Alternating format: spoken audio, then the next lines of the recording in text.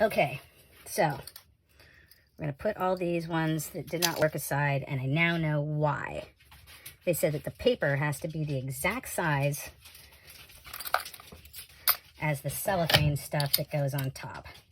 So, came with these papers. This may make it too thick, but I am going to try it like this and see if, hopefully, this was just user error. And after watching that video, I'm pretty sure it was user error. I don't really understand why it's so important, but apparently it is. So we'll follow the directions. Okay. Definitely lifted it up.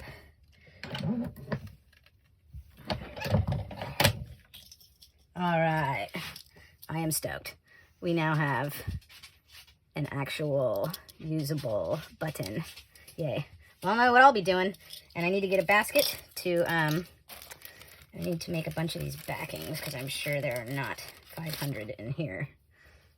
Yeah, I'm going to definitely need more. Actually, I wish I had more magazines to cut up.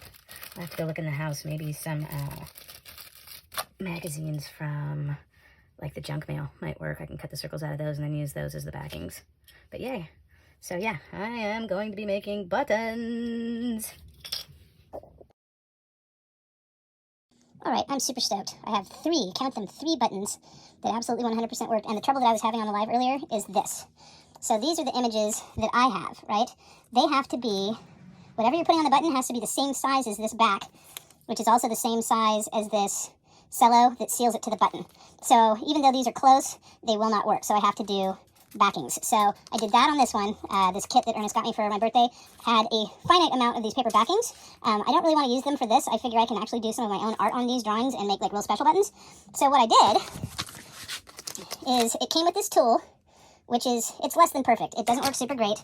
And I'm cutting colored pieces out. You can see the first 2 experiments didn't work very well. But I'm cutting pieces out of this junk mail magazine to put behind these pieces that I cut out of other magazines to make the buttons. So I'm in business now. And the cool thing is I just went inside to show Ernest this one, which I made out of one of his cigar bands, which I've saved quite a collection of his cigar bands because they're pretty neat and I want to do other art with them.